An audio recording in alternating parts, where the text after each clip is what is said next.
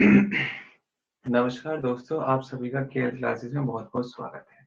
जैसा कि मैंने आपको पिछली क्लास में पढ़ाया था, कार्बन एंड इट्स कंपाउंड। क्या टॉपिक शुरू किया था हमने? Carbon and its compound.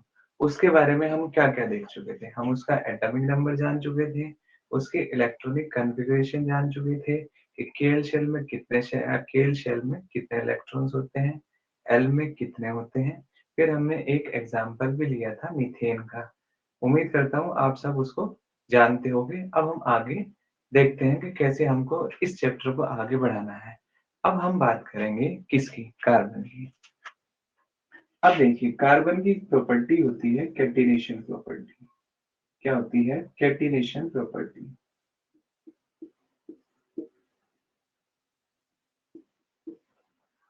अब कैटिनेशन क्या होता है? कैटिनेशन में क्या करता है, हर एक कार्बन दूसरे कार्बन से जुड़ने के लिए तैयार रहता है, मीन्स एक चेन बनाता है, लाइक दिस।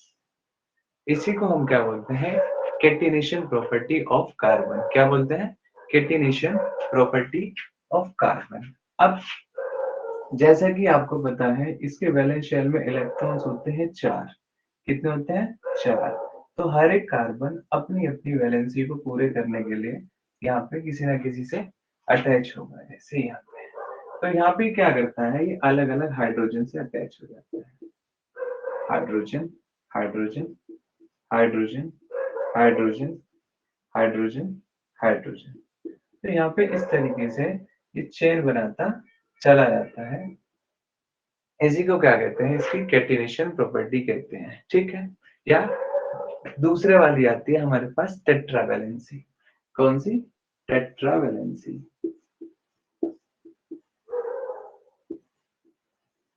क्या बोलते हैं? टेट्रा। जैसे कि नाम से समझ आ रहा होगा, 4।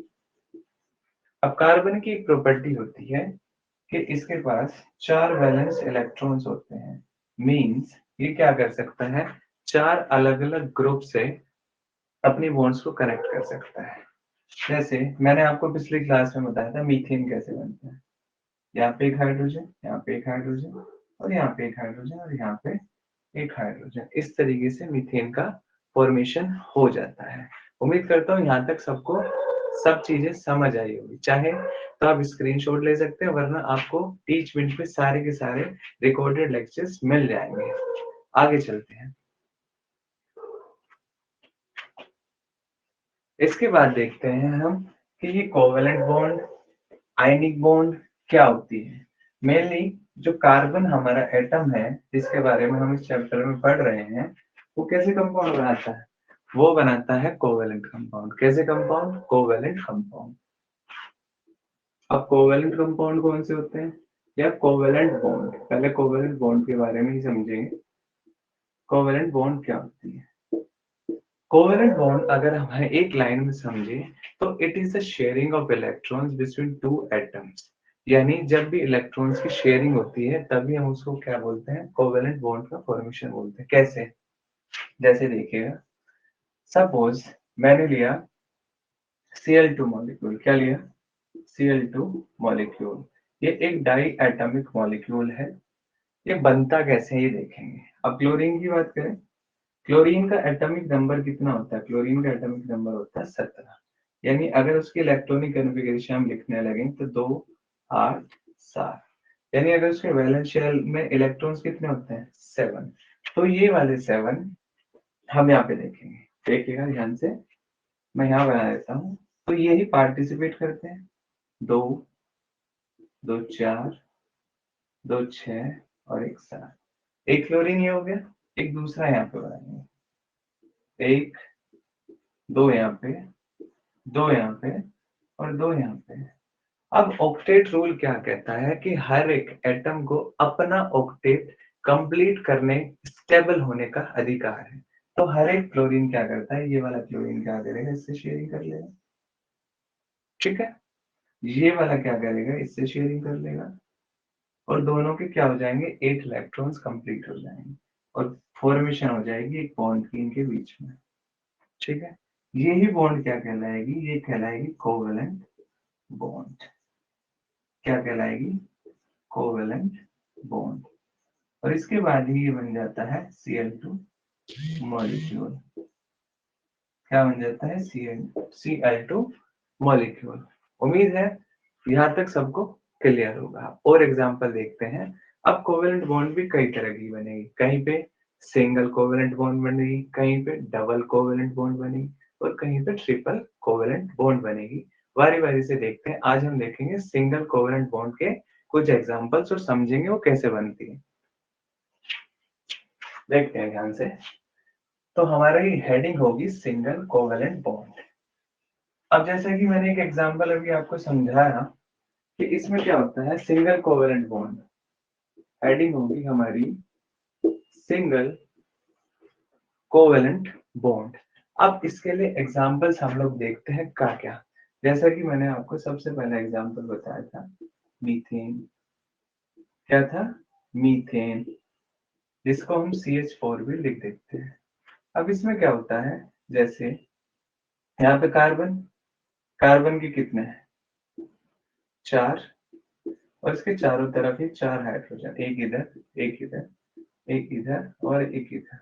इसका मैंने बना दिया एक यहाँ पे, एक इलेक्ट्रॉन यहाँ पे, एक इलेक्ट्रॉन यहाँ, एक इलेक्ट्रॉन यहाँ। ये अपने 2 कंप्लीट कर लेगा इलेक्ट्रॉन्स, ये अपने यहाँ पे 2 कंप्लीट कर लेगा, ये यहाँ पे 2 कंप्लीट कर लेगा और ये यहाँ पे 2 कंप्लीट कर लेगा। बारी आती है कार्बन की, उसको अपने 8 इलेक्ट्रॉन्स कंप्लीट करने, तो क्या करेगा, इस तरीके से अपने 8 इलेक्ट्रॉन्स कवर कर लेगा और ये मिलके क्या बना लेता है, इस तरीके से बॉन्ड बना देता है। ये सारी क्या है, सिंगल कोवेलेंट बॉन्ड के एग्जांपल है। ये क्या है सारी? Single covalent bond.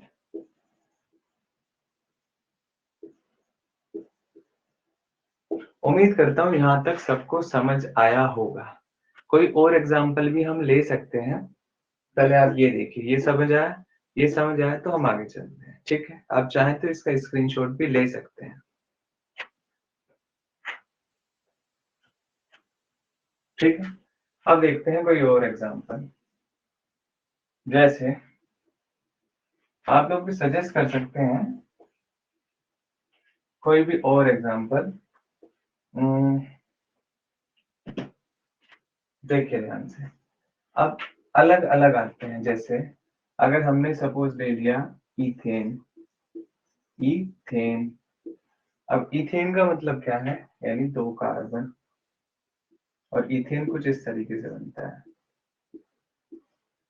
ये इथेन कहलाएगा।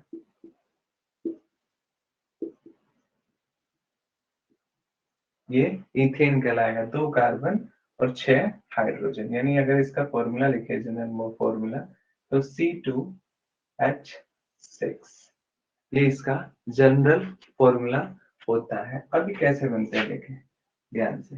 ये कार्बन, एक कार्बन यहाँ बना दिया, 2 इलेक्ट्रॉन्स यहाँ, सॉरी एक एक बनाएंगे, एक यहाँ, एक यहाँ, एक यहाँ। इसके कुछ इस तरीके से ताकि हम डिस्टिंग्विश कर पाए। हाइड्रोजन के एक,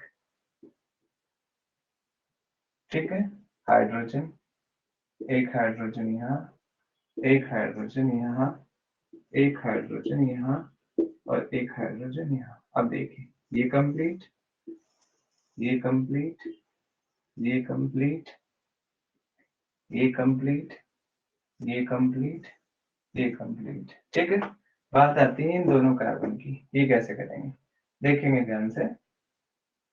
1 2 3 4 5 6 7 8, तो ये पूरे के पूरे इस तरीके से कर लेगा।